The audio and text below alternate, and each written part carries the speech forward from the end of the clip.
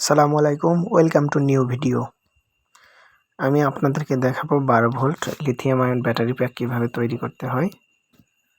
প্রত্যেকটি মালামালের লিস্ট এখানে দেওয়া আছে, আপনারা সুন্দর করে দেখে নেবেন।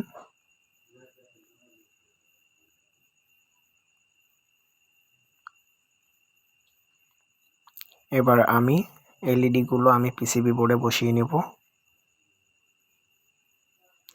এবং প্রত্যেকটি এলইডি আপনি সিরিজে কানেক্ট করবেন।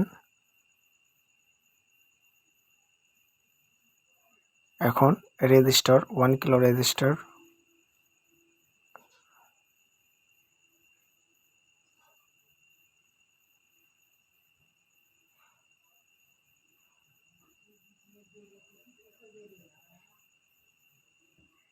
এখন আমি সোল্ডারিং করে নেব, সুন্দর করে সোল্ডারিং করে নেব।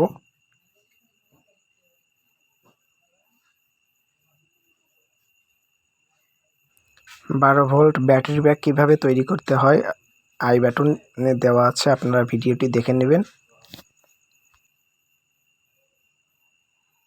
সোল্ডারিং হয়ে গেছে, আপনারা দেখতে পাচ্ছেন। এখন আমি একটি পুশ বাটন কানেক্ট করব। আমি পুশ বাটন ব্যবহার করেছি কারণ সবসময় যদি এলইডিগুলো জ্বলে থাকে এটা আমার ব্যাটারির চার্জ খেয়ে ফেলবে।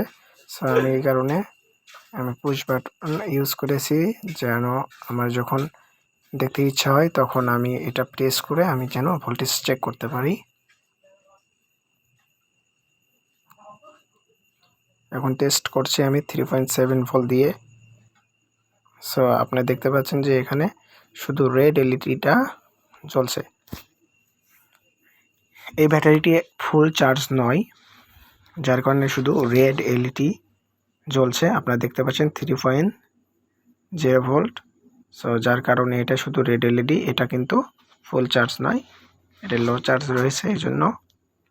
এখন আমি 12 ভোল্ট ব্যাটারি দিয়ে আমি টেস্ট করব। যে আপনারা দেখতে পাচ্ছেন যে 12 ভোল্ট, আমার ব্যাটারিটা কিন্তু ফুল চার্জ, যার কারণে আমার 5টি এলইডি কিন্তু আমার সুন্দরভাবে জ্বলছে। আমি এখন 2টা ব্যাটারি সংযোগ দিয়েছিলাম, তাই 2টা জ্বলেছিল, 2টা ব্যাটারির সংযোগ। এবং এটা 12 ভোল্ট এবং 3.7 ভোল্ট দিয়ে আমি দেখিয়েছি। এখন এটা আমি 12 ভোল্টে কানেক্ট করে দিলাম। সো এরপর আমি এটা গ্লু গান দিয়ে এখানে আটকে নেব। এখন আমি যখন ব্যাটারি লেভেল চেক করব তখন আমি এটা প্রেস করলেই আমি দেখতে পাবো যে আমার ব্যাটারির, এই যে দেখতে পাচ্ছেন 11.94, তার মানে অলমোস্ট এটা 12 ভোল্টের কাছাকাছি পৌঁছে গেছে, আর অল্প একটু ফুল চার্জ হতে লাগবে।